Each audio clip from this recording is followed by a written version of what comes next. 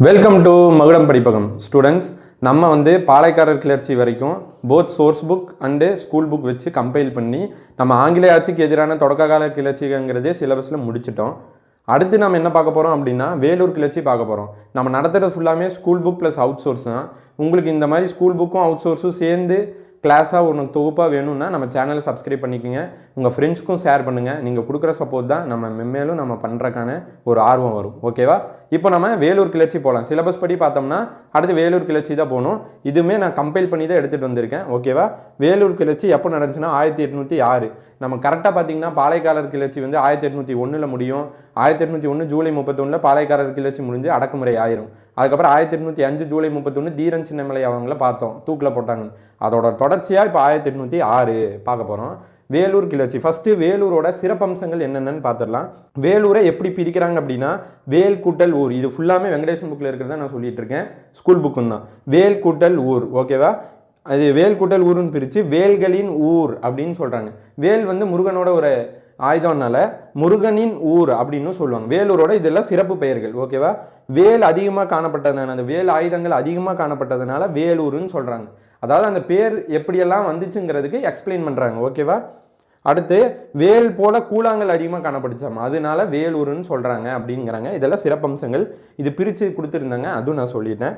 அடுத்து வேலூரோட சிறப்பம்சம் என்னன்னு சொல்ல வராங்க அப்படின்னா போர் மரபும் திராவிட கலாச்சாரமும் ஒருங்கே சேர்ந்த நகரம் எது அப்படின்னு கேட்டால் வேலூர் நகரம் தான் அப்படின்னு சொல்லி நமக்கு புக்கில் டார்க்காகவே கொடுத்துருக்காங்க. வெங்கடேசன் புக்கில் நல்லா பார்த்துக்குங்க. ஓகேவா? அடுத்து வேலூர் கோட்டை பற்றி இப்போ பார்த்துடலாம். வேலூர் கோட்டை யார் கட்டினா, யார் அங்கே ஆட்சி செஞ்சா? ஏன்னா அந்த வேலூர் கோட்டையில் தான் அந்த கிளர்ச்சி நடக்கும். நம்ம ஒவ்வொன்றா வேலூர்னா என்ன சிறப்பம்சம், வேலூர் கோட்டையில் என்ன இருக்குது, அப்படி ஒவ்வொன்றா ஸ்டெப்பாக பார்த்துட்டு வந்தீங்கன்னா உங்களுக்கு ஒரு நல்ல கதைக்கோர்வை கிடைக்கும். ஓகேவா? வேலூர் கோட்டை இது யார் கையில் இருந்துச்சு அப்படின்னா 1606 1672 வரைக்கும் விஜயநகரோடைய கேபிட்டலாக இருந்துச்சு. சிபிடிஎல்னா கேபிட்டல். 1606 1672 வரைக்கும் விஜயநகரோட கேபிட்டலாக இருந்துச்சு. சரி, இந்த கோட்டையை யார் கட்டினாங்க அப்படின்னா சின்ன பொம்மி நாயக் அப்படிங்கிறவங்க பில்ட் பண்ணாங்க. BUILDன்னு போட்டிருக்கேன். பில்ட் பண்ணாங்க. சின்ன பொம்மி நாயக் பில்ட் பண்ணாங்க. சரி, விஜயநகர்கிட்ட மட்டும்தான் இருந்துச்சா? இந்த கோட்டை யார் யார் கையில் மாறிச்சுங்கிறதையும் பார்த்துடலாம். ஃபஸ்ட்டு விஜயநகர் கீழே இருந்துச்சு, அதுக்கப்புறம் பிஜயப்பூர் கீழே வந்துச்சு, அடுத்து மராத்தி கீழே வந்துச்சு, அப்புறம் நவாப் கீழே வந்துச்சு, கடைசியாக பிரிட்டிஷ் கீழே வந்துச்சு. இந்த செயினை ஞாபகிச்சுங்க. ஃபஸ்ட்டு விஜயநகர், பிஜப்பூர், மராத்தி, நவாப், பிரிட்டிஷ். ஓகேவா? இப்போ நம்ம என்ன பார்த்தோம்? ஃபஸ்ட்டு வேலூர் கிளர்ச்சி வேல் கூட்டல் ஊருன்னு சொல்கிறாங்க. அது என்னன்னு சொல்கிறாங்க? வேல்களின் ஊர் அப்படின்னு சொல்கிறாங்க. முருகனுடைய ஊர் அப்படின்னு சொல்கிறாங்க. அப்புறம் வேல் அதிகமாக காணப்பட்டதுனால வேலூர்னு சொல்கிறாங்க.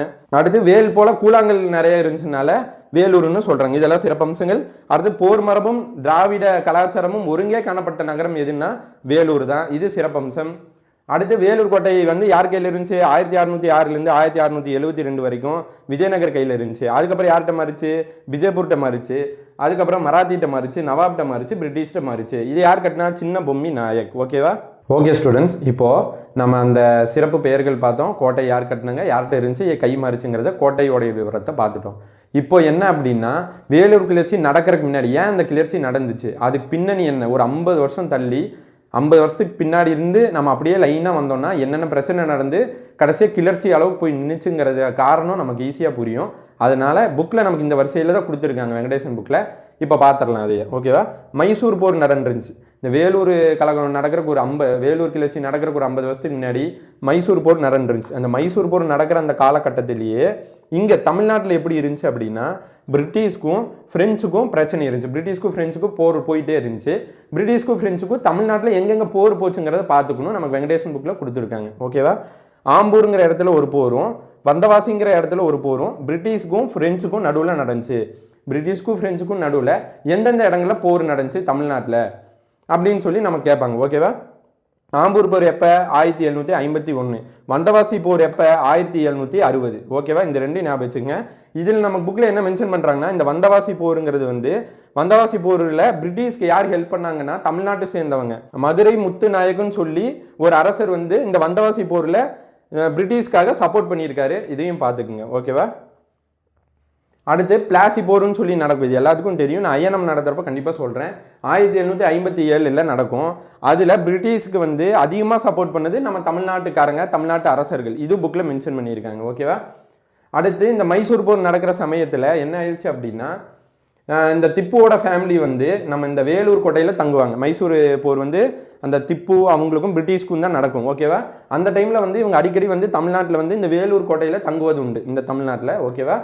அதனால இவங்க தங்கின இடத்த என்னன்னு சொல்கிறாங்க அப்படின்னா திப்பு மஹால் அப்படின்னு சொல்லி சொல்கிறாங்க. ஓகேவா? திப்பு வந்து தங்கின இடத்த திப்பு மஹால்னு சொல்லி வேலூர் கோட்டையில் ஒரு இடம் இருக்குது. ஓகேவா? அதுவும் பார்த்துக்குங்க. அடுத்து கடைசியாக நம்ம சொன்னோம் விஜயநகர் பின்னாடி விஜயபூருக்கு பின்னாடி மராத்தி, நவாபு, அப்புறம் பிரிட்டிஷ் கையில் வந்துச்சு. எப்போ பிரிட்டிஷ் கையில் வந்துச்சு கடைசியிலனா 1768 வேலூர் கோட்டை வந்து பிரிட்டிஷ் கையில் வந்துச்சு. ஓகேவா? இப்போ நம்ம என்ன பார்த்தோம்? மைசூர் போர் பார்த்தோம். அதாவது சுற்றி நடக்கிற விஷயங்களை நம்ம பார்த்தா தான் அந்த வேலூர் சீனுக்குள்ளே போகிறப்ப நமக்கு புரியும். அதுக்காக நம்ம பார்க்குறோம். மைசூர் போர் நடந்துருந்துச்சு அந்த காலகட்டத்தில். தமிழ்நாட்டில் வந்து பிரிட்டிஷ்க்கும் ஃப்ரெஞ்சுக்கும் பிரச்சனை போயிட்டு இருந்துச்சு. எந்தெந்த இடத்துல? வந்தவாசியில் நடந்துச்சு. வந்தவாசி வந்து 1760, ஆம்பூரில் 1751 நடந்துச்சு. இந்த வந்தவாசி போரில் தமிழ்நாட்டுக்காரங்க யார் சப்போர்ட் பண்ணாங்க? மதுரை முத்துநாயக் பிரிட்டிஷ்க்கு சப்போர்ட் பண்ணாங்க. நம்ம போர் பண்ணலை, பிரிட்டிஷ்க்கு நம்ம சப்போர்ட் பண்ணியிருக்கோம். ஓகேவா? அதே மாதிரி பிளாசி போர் 1757 நம்ம பிரிட்டிஷ்க்கு தமிழ்நாட்டு ஆளுங்க நிறைய பேர் சப்போர்ட் பண்ணியிருக்காங்க. ஓகேவா? அடுத்து மைசூர் போகிறப்ப திப்பு வந்து அப்பப்போ இங்கே தங்குவது உண்டு. அவர் அந்த வேலூர் கோட்டையில் தங்கின இடத்துக்கு பேர் திப்பு மஹால்னு சொல்லி சொல்லுவாங்க. ஓகேவா? கடைசியாக அந்த வேலூர் கோட்டை எப்போ வந்து நம்ம பிரிட்டிஷ் கைக்கு போச்சுன்னா 1768. ஓகே ஸ்டூடெண்ட்ஸ், இப்போ நம்ம அந்த சுற்றி நடக்கிற விஷயத்த பார்த்தோம். இப்போ நம்ம கிளர்ச்சிக்குள்ளே படிப்படியாக போனோம். ஃபஸ்ட்டு நம்ம என்ன பார்க்கலாம் அப்படின்னா வேலூர் கிளர்ச்சி நடக்கிற டைமில் இங்கே யார் வந்து எந்த பிரிட்டிஷ் படை வந்து இங்கே பாதுகாத்துட்டு இருந்துச்சு, எத்தனை வீரர்கள் இங்கே உள்ளே இருந்தாங்க அப்படிங்கிற விஷயத்தையும், பிரச்சனைக்கான காரணம் என்ன, அதுக்கு வந்து ஒரு இராணுவ கட்டுப்பாடு போட்டிருப்பாங்க. அந்த இராணுவ கட்டுப்பாடு பார்த்துட்டு அதுக்கப்புறம் காரணங்கள் என்னன்னு பார்த்துட்டு அதுக்கப்புறம் கடைசியாக கிளர்ச்சி பார்த்தோம்னா நமக்கு ஃபுல்லாக ஒரு புரிதல் கிடச்சிரும். அந்த மைண்ட் செட்டோடு இருங்க, நல்லா புரியும். ஓகேவா? இப்போ நம்ம என்ன பார்க்க போகிறோம்னா அந்த கிளர்ச்சி நடக்கிற டைமில் என்னென்ன படை வீரர்கள் அங்கே இருந்தாங்க பிரிட்டிஷ் சார்ந்துன்னு சொல்லி பார்க்கலாம். 69, 19 என்ன வச்சுங்க, 69, 19 ரெஜிமெண்ட்டை சேர்ந்த வீரர்கள் இருந்தாங்க. ரெஜிமெண்ட்னா மிலிட்ரியில் பிரிப்பாங்க, பேட்சாக பிரிப்பாங்க. அதுக்கு பேர் தான் ரெஜிமெண்ட்டுன்னு சொல்லுவாங்க. தமிழ் மீடியம் ஸ்டூடெண்ட்ஸும் இதை ரெஜிமெண்ட்டுன்னு எழுதிக்கிங்க. ஓகேவா? 69, 19. ஓகேவா? இந்த ரெண்டு படையை சேர்ந்த பிரிவினர்கள் இருந்திருக்காங்க. அதுக்கு தமிழில் இங்கிலீஷில் ரெஜிமெண்ட்டுன்னு சொல்லுவாங்க. ஓகேவா? அடுத்து எத்தனை வீரர்கள் இருந்தாங்க அப்படின்னா 1500 வீரர்கள் இருந்தாங்க. ஓகே. அடுத்து 370 பிரிட்டிஷ் படையை சேர்ந்த வீரர்கள் இருந்திருக்காங்க. ஓகேவா? 1500. இப்போ நம்ம இந்த இந்தியாவுக்குள்ளே இருக்கிற அந்த தமிழ்நாடு லோக்கலில் இருக்கிற ஆளுங்களை வந்து ஃபஸ்ட்டு எடுப்பாங்க ஆட்களை. அவங்க தான் 1500 வீரர்கள், தமிழ்நாட்டை சேர்ந்த வீரர்கள். அப்புறம் 370 பிரிட்டிஷ் படையை சேர்ந்த வீரர்கள். என்ன ரெஜிமெண்ட்னா 69, 19 ரெஜிமெண்ட். ஓகேவா? இந்த வேலூர் கோட்டை என்ன சொல்கிறாங்க அப்படின்னா பிரிட்டிஷ் என்ன குறிப்பிடுறாங்கன்னா தென்னிந்தியாவுடைய இராணுவ கட்டமைப்புக்கு ஒரு இஎக்ஸ்ன்னு போட்டிருக்க ஒரு எடுத்துக்காட்டு வேலூர் கோட்டை தான் அப்படின்னு சொல்லி பிரிட்டிஷே சொல்கிறாங்க. ஓகே. தென்னிந்திய இராணுவ கட்டமைப்புக்கு ஒரு எடுத்துக்காட்டு வேலூர் கோட்டை. அடுத்து நான் சொன்னேன் இல்லையா, ஃபஸ்ட்டு இந்த கிளர்ச்சி நடக்கிறப்ப உள்ள யார் யார் இருந்தால் யார் யார் என்னென்ன வீரர்கள் வேலை செஞ்சாங்கன்னு பார்த்தாச்சு.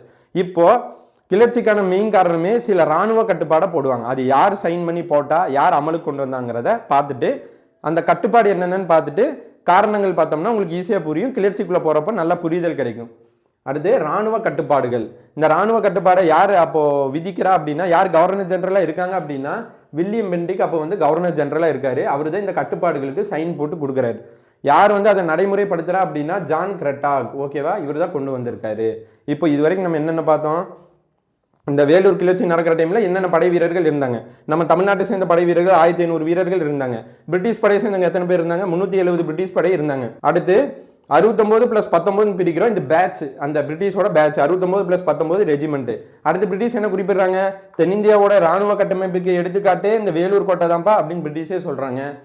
அடுத்து இராணுவ கட்டுப்பாடுகள் பார்க்குறோம். இராணுவ கட்டுப்பாடுகள் வந்து வில்லியம் பெண்டிக் வந்து சைன் போட்டு கொடுக்குறாரு. நடைமுறைப்படுத்துறது வந்து ஜான் கிரெட்டாக். ஓகே. இராணுவ கட்டுப்பாடுகள் நான் சொல்லியிருந்தேன், ஜான் கிரெட்டாக் அவங்க நடைமுறைப்படுத்துகிறாங்க, வில்லியம் பெண்டிக் வந்து சைன் பண்ணி கொடுத்தாங்கன்னு. அந்த கட்டுப்பாடுகள் என்னென்ன சொல்லியிருக்காங்கன்னு பார்க்கலாம். ஏன்னா இந்த மாதிரி தான் நம்ம கூற்றுல வரும். ஓகேவா? கட்டுப்பாடுகள் என்னென்ன? ஃபஸ்ட்டு வந்து சிப்பாய்கள், இந்த நம்ம வீரர்கள் இருக்காங்களா சிப்பாய்கள், அவங்க வந்து அவங்கள என்ன சொல்கிறாங்கன்னா நீங்கள் நம்ம இந்த பிரிட்டிஷ் சிப்பாய் மாதிரியே நீங்களும் வந்து தலைப்பாகையை போட்டுக்குங்க அப்படின்னு சொல்கிறாங்க. நம்ம இந்திய வீரர்கள்னு சொன்னோம், அந்த இந்திய வீரர்கள் வந்து பிரிட்டிஷ் சிப்பாய் மாதிரி நீங்களும் தலைப்பாகை போட்டுக்குங்கிறாங்க. முக்கியமாக இந்த தலைப்பாகை விஷயத்தை கொண்டு வந்தது யாருன்னா, மொத்தமாக ரூல்ஸ் கொண்டு வந்தது ஜான் கிரெட்டாக் தான். இந்த தலைப்பாகையை மெயினாக கொண்டு வந்தது யாருன்னா அக்னியும் தலைப்பாகைன்னே சொல்லுவாங்க. ஓகேவா?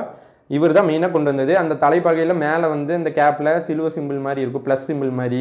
அது வந்து நம்ம இந்தியர்களுடைய அந்த மதத்து மேலே இன்ட்ரப்ட் ஆகிறாங்கிறது அவங்களுக்கு ஒரு இதாக இருந்துச்சு. இது ஒரு மெயின் காரணம். இந்த தலைப்பாகை நம்ம மதத்துக்குள்ளேயே வந்து நம்மளை மதம் மாற்ற பார்க்குறாங்கிற மாதிரி ஒரு இதாக இருந்துச்சு. ஓகேவா. அடுத்து டியூட்டி டைமில் அவங்க இந்த இராணுவ டியூட்டி பார்க்க வரப்போ ஜாதி மத அடையாளத்தை நீங்கள் அணியக்கூடாது அப்படின்னு சொல்லி ரூல்ஸ் போடுறாரு. எல்லாமே அந்த மதத்தை குறி வச்சு நம்ம மதத்துக்குள்ளே இவங்க வந்து ஏன் தலையிடுறாங்கங்கிற மாதிரி இருந்ததுனால தான் பிரச்சனை வெடிக்க ஆரம்பிச்சுது. மெயினான பிரச்சனை இந்த இராணுவ கட்டுப்பாடு தான்.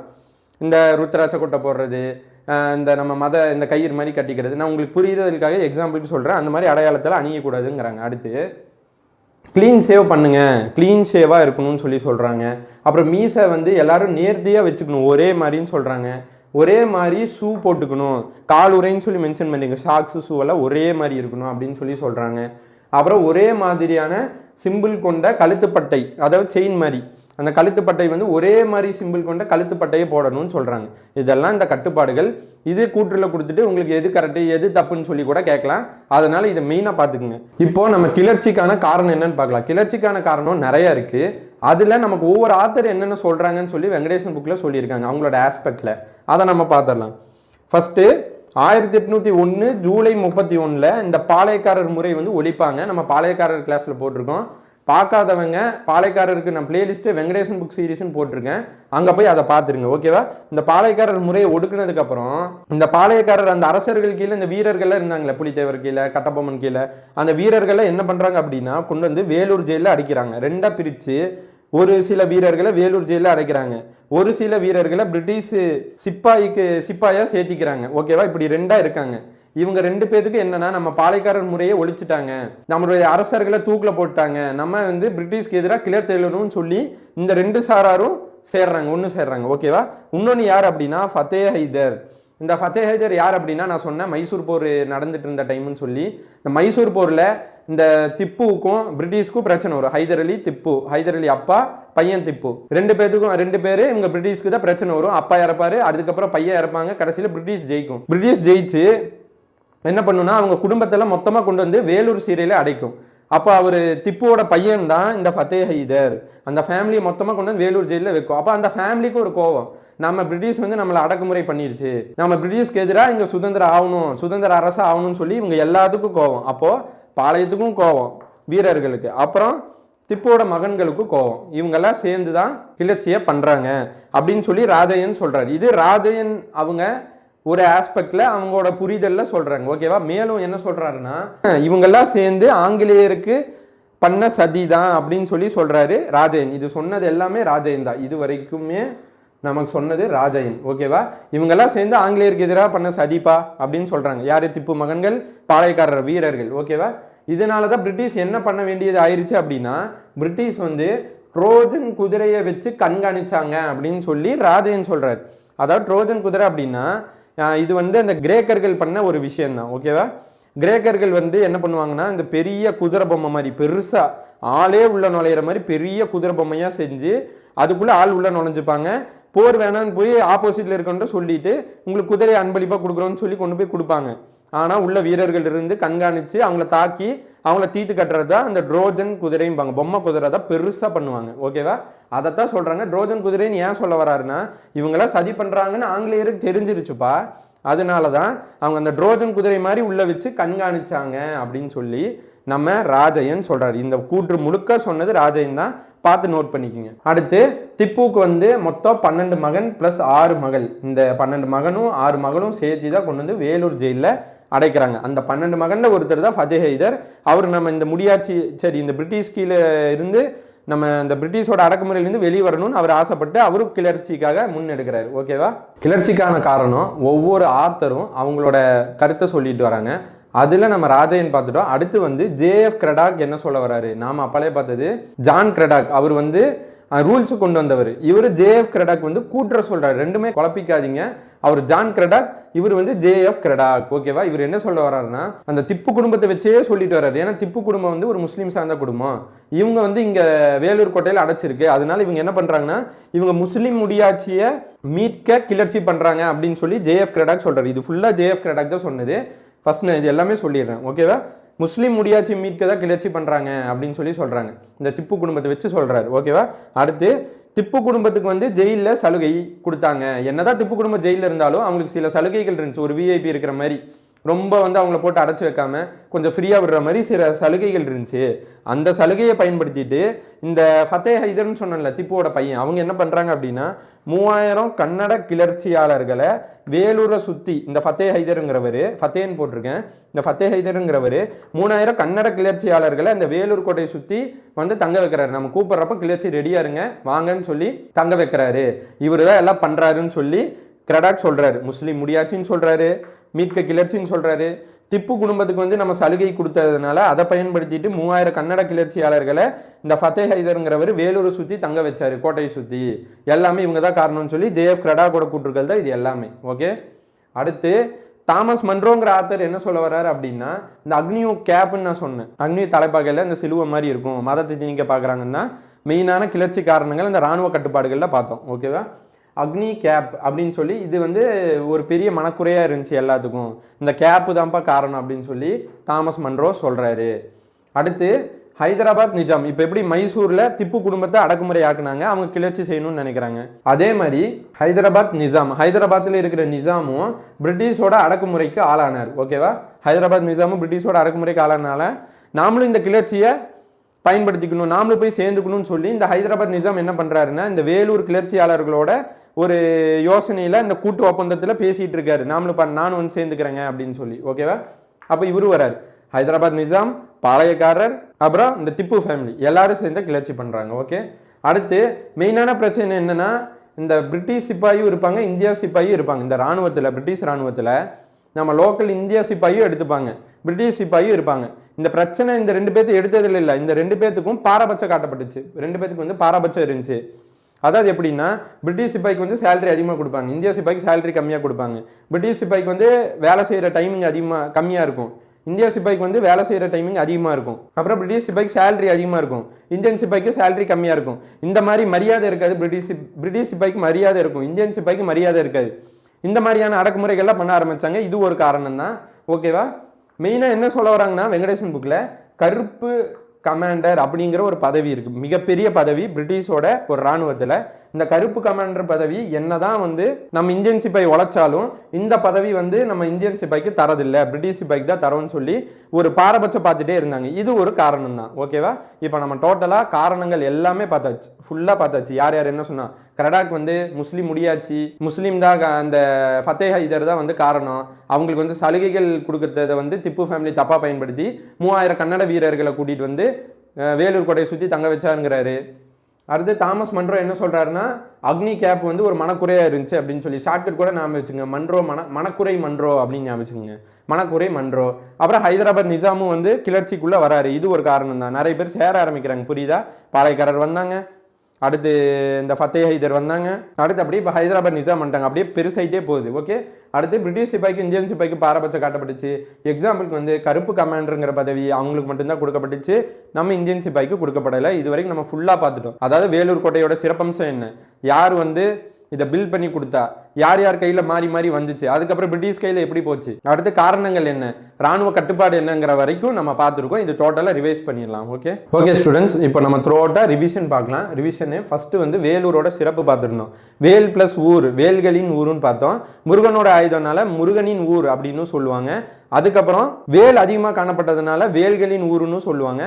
அடுத்து வந்து வேல் போன்ற கூழாங்கற்கள் காணப்பட்டதுனால வேலூர்னு சொல்றாங்கன்னு சொல்லி இந்த வேலூரோட சிறப்பெல்லாம் சொல்லிட்டாங்க. அடுத்து என்ன சொல்றாங்க அப்படின்னா, இந்த திராவிட கலாச்சாரமும் தமிழருடைய மரமும் இந்த கைகோர்த்து ஒருங்கே காணப்பட்ட இடம் நகரம் எது அப்படின்னா வேலூர் தான். இதோட நமக்கு வேலூர் சிறப்பு முடிஞ்சு. அடுத்து வேலூருடைய கோட்டை 1606 1672 வரைக்கும் விஜயநகருடைய தலைநகரமாக இருந்துச்சு. சரி, யார் பில் பண்ணாங்கன்னா சின்ன பொம்மி நாயக்குங்கிறவங்க தான் பில் பண்ணாங்க. ஓகேவா, சரி, இந்த கோட்டை வந்து விஜயநகர்கிட்ட மட்டும் இருந்துச்சா, விஜயநகர்கிட்ட மட்டும் கிடையாது, கேபிட்டல் வந்து மாறிட்டே இருந்துச்சு. விஜயநகர்லேருந்து பிஜேபுர்கிட்ட போச்சு, பிஜேபுர்லேருந்து மராத்திட்ட போச்சு, மராத்திட்டிருந்து நவாப்கிட்ட போச்சு, நவாப்டிருந்து பிரிட்டிஷ்ட போச்சு, கடைசியாக பிரிட்டிஷ் 1768 போச்சுங்கிறதையும் பார்த்தோம். ஓகேவா, இதுக்கப்புறம் இந்த வேலூர் கிளர்ச்சி வந்து 1806 நடக்கும். அதுக்கு முன்னாடி ஒரு 50 வருஷத்துக்கு முன்னாடி தமிழ்நாட்டில் என்னென்ன சூழ்நிலை நடந்துச்சு, என்னென்னங்கிறதும் என்னென்ன போருன்னு பார்த்தா தான் அந்த வேலூரோட கிளர்ச்சியோட புரிதல் கிடைக்கும். அதுக்காக நம்ம என்னென்ன பார்த்துருந்தோம், மைசூர் போர் நடந்துட்டு இருக்க சமயத்தில் தமிழ்நாட்டில் பிரிட்டிஷ்க்கும் ஃப்ரெஞ்சுக்கும் சண்டை போயிட்டு இருந்துச்சு. எங்கெங்க வந்தவாசிங்கிற இடத்துல 1751 போச்சு. பிளாசி போர்னு சொல்லி போச்சு. பிளாசி போர் வந்து வேறவங்களோட போகும், இருந்தாலும் அந்த போர்களோட சொல்கிறாங்க. நான் அந்த ஐஎன்எம்ல சொல்கிறேன். பிளாசி போர் வந்து 1757 போகும். வந்தவாசி போர் வந்து 1760 போகும். இந்த வந்தவாசி போரில் தான் மதுரை முத்துநாயக்கங்கிறவர் அதிகமாக பிரிட்டிஷ்க்கு ஹெல்ப் பண்ணியிருப்பாங்கன்னு சொல்லி சொல்கிறாங்க. அதே மாதிரி பிளாசி போர்லேயும் தமிழ்நாட்டுக்காரங்க நிறைய பேர் ஹெல்ப் பண்ணாங்கிறதையும் அங்கே சொல்ல வராங்க. ஓகேவா? கடைசியில் 1768 பிரிட்டிஷ் கையில் வந்து இந்த கோட்டை போகுது. சரி, பிரிட்டிஷ் கையில் போயிருச்சு இந்த வேலூர் கோட்டை. அதுக்கப்புறம் பிரிட்டிஷ் கையில் இருக்கும்போது அந்த ராணுவ அதிகாரிகள் யார் யார் இருந்தாங்க, என்னென்ன படையை சேர்ந்த பேட்ச் இருந்தாங்க அப்படின்னா 69, 19 சேர்ந்த ரெஜிமெண்ட் இருந்தாங்க. ரெஜிமெண்ட்னா அது ஒரு பேட்ச், அவ்வளோதான். 69, 19 சேர்ந்த ரெஜிமெண்ட் இருந்தாங்க. 1500 படை இந்த வீரர்கள் இருந்தாங்க. 370 சிப்பாய்கள் இருந்தாங்க. பிரிட்டிஷ் சார்ந்த சிப்பாய்கள் இருந்தாங்க. நம்ம வீரர்களும் இருப்பாங்க 1500, அவங்க சிப்பாய்களும் இருப்பாங்க 370. இவங்கெல்லாம் தான் அங்கே இருக்காங்க. ஓகேவா? அடுத்து பிரிட்டிஷே அவங்களோட குறிப்புகளை என்ன சொல்றாங்கன்னா, தென்னிந்தியாவுடைய ராணுவ கட்டமைப்புக்கு ஒரு எடுத்துக்காட்டே இந்த வேலூர் கோட்டை தான்ப்பா அப்படின்னு சொல்லி சொல்றாங்க. இதோட இந்த 2 முடிஞ்சு. அடுத்து ராணுவ கட்டுப்பாடு பார்க்கணும். ராணுவ கட்டுப்பாடு போடுறப்ப இங்க யார் கவர்னரா இருந்தாங்க அப்படின்னா வில்லியம் பெண்டிங் இருந்தாரு. யார் இது வந்து நடைமுறைப்படுத்தாங்கன்னா ஜான் கிரெடாக் நடைமுறைப்படுத்தினார். என்னென்ன சொல்லியிருந்தாங்க இந்த ராணுவ கட்டுப்பாடுல? மெயினா தொப்பி தான். அந்த தொப்பியை தனியா கொண்டு வந்தது யாருன்னா அக்னியும் தொப்பியும்பாங்க. அதில் சிலுவை மாதிரி இருந்துச்சு. நம்ம மத கோட்பாடில் உள்ள வராங்களேன்னு சொல்லி ஒரு கோவம். ஓகேவா? அடுத்து தாடி ஒரே மாதிரி வச்சுக்கணும். அதுக்கப்புறம் வந்து இந்த அடையாளங்கள்லாம் மத அடையாளங்கள்லாம் அணியக்கூடாது, ஜாதி அடையாளங்கள்லாம் அணியக்கூடாது. நீங்கள் இந்த ருத்ராட்ச கொட்டை போடுற மாதிரியோ திருநீர் வைக்கிற மாதிரியோ அந்த மாதிரி எதுவுமே பண்ணக்கூடாதுங்கிறாங்க. மீசையை ஒரே மாதிரி நேர்த்தியாக வச்சுக்கணுங்கிறாங்க. ஷூ வந்து ஒரே மாதிரி போட்டிருக்கணும், ஒரே மாதிரியான ஷூ இருக்கணும்னு சொல்லி இந்த மாதிரி கட்டுப்பாடுகளில் விதிக்கிறாங்க. மெயினாக அந்த அக்னியோட தொப்பி தான். இது கிளர்ச்சிக்கான காரணம். அடுத்து கிளர்ச்சிக்கான காரணம் என்ன, தனிப்பட்ட முறையில் நம்ம கிளர்ச்சியான காரணம் என்னன்னு பார்த்தோம்னா ஒவ்வொரு ஆத்தர் ஒவ்வொரு மாதிரி சொல்கிறாங்க. இதில் ராஜன் அவங்க என்ன சொல்கிறாங்க அப்படின்னா 1801 ஜூலை 31 நம்ம இந்த பாளையக்காரர் ஒடுக்குனதுக்கப்புறம் அந்த பாளையக்காரர்களை கொண்டு வந்து ஒரு சாரார வேலூர் ஜெயிலையும் ஒரு சாரர் வந்து பிரிட்டிஷ் சிப்பாயா சேர்த்துக்கிறாங்க. இவங்க 2 பேரும் சேர்ந்தும் அப்புறம் மைசூர் போர் முடிஞ்சோன்னா திப்புவோட மகன்களை இங்கே கொண்டு வந்து அடைக்கிறாங்க ஃபேமிலியை. அப்போ இந்த திப்புவோட மகன் ஃபத்தே ஹைதரும் இவங்கெல்லாம் சேர்ந்து தான் ஆங்கிலேயருக்கு எதிராக சதி செய்கிறாங்க. இந்த ஆங்கிலேயருக்கு இவங்க எதிராக சதி செய்கிறதுனால ஆங்கிலேயர் என்ன பண்ணுறாங்கன்னா ட்ரோஜன் குதிரையை வந்து வேலூர் கோட்டைக்குள்ளே உள்ளே கொண்டு வந்து வச்சிருக்காங்க அப்படின்னு சொல்லி சொல்கிறாரு ராஜையன். ட்ரோஜன் குதிரைனா என்னன்னு சொல்லிட்டு அந்த பொம்மை மாதிரி மரத்தில் பெருசாக செஞ்சு உள்ளே வச்சு கண்காணிக்கிற மாதிரின்னு சொல்லி கூகுள் கூட பண்ணி பாருங்க. ஓகேவா? அடுத்து கிளர்ச்சிக்கான காரணத்தில் நம்ம ஜான் கிரெடாக்ல ஜேஎஃப் கிரெடாக் என்ன சொல்கிறாரு அப்படின்னா, நீங்கள் ராஜையன் பார்த்தீங்கன்னா அந்த பாளையக்காரர் வச்சே சொல்லிட்டு வருவாங்க, திப்புவோட மகனை மட்டும் சேர்த்திப்பாங்க. ஜேஎஃப் கிரெடாக் பார்த்தீங்கன்னா ஃபுல்லாகவே வந்து நம்ம இந்த திப்பு ஃபேமிலி வச்சே சொல்லுவார். திப்பு ஃபேமிலிக்கு வந்து நிறைய சலுகைகள் கொடுத்தாங்க. அது அவங்க பசங்க வந்து தவறாக பயன்படுத்தி 3000 கன்னட வீரர்களை கொண்டு வந்து கோட்டையை சுற்றி சேர்க்க வச்சுருந்தாங்க. இவங்க திப்புவோட ஃபேமிலி முஸ்லீம் முடியாட்சியை கொண்டு வர பார்க்குறாங்க அப்படிங்கிற மாதிரி இவங்க மேலேயே குற்றச்சாட்டு சொன்னால் அது ஜேஎஃப் கிரெடாக். அப்புறம் தாமஸ் மன்றோ ஒன்று சொல்லுவார் கிளர்ச்சிக்கான காரணத்தில், மனக்குறை மன்றோ அப்படின்னு சொன்னேன். அதாவது அவங்க வந்து இந்த அக்னியூ கேப்புனால மனக்குறை ஆயிடுச்சுப்பான்னு சொல்லி மன்றோ சொல்றாரு. கடைசியாக என்ன பார்த்தோம்னா பிரிட்டிஷோடைய சிப்பாய்க்கும் இந்திய சிப்பாய்க்கு வந்து பாகுபாடு பார்க்கப்பட்டுச்சு, பாரபட்சம். அவங்களுக்கு தான் ப்ரமோஷன், முக்கியமாக கருப்பு கமாண்டருங்கிற பதவி வந்து அவங்களுக்கு மட்டும்தான் கொடுக்கப்பட்டுச்சு. ஓகேவா? பிரிட்டிஷ்க்கு மட்டும். நம்ம வீரர்கள் என்ன வேலை செஞ்சாலும் அவங்களுக்கு ப்ரமோஷன் கிடையாது, வேலையை நேரம் அதிகம், அவங்களுக்கு வேலை நேரம் கம்மி, அவங்களுக்கு வந்து மதிப்பு மிக்க வேற ஆளாக நடத்துனாங்க, நம்ம ஆளுங்களை மதிப்பு குறைவாக நடத்துனாங்க. இதெல்லாம் தான் காரணம். இப்போ ஒட்டு மொத்த காரணமும் பார்த்தாச்சு. வேலூரோட சிறப்பு என்ன, கோட்டையோட சிறப்பு என்ன, இராணுவ கட்டுப்பாடுகள் என்ன, கிளர்ச்சிக்கான காரணங்கள் என்னன்னு சொல்லி மொத்தமாக பார்த்தாச்சு ஸ்டூடெண்ட்ஸ்.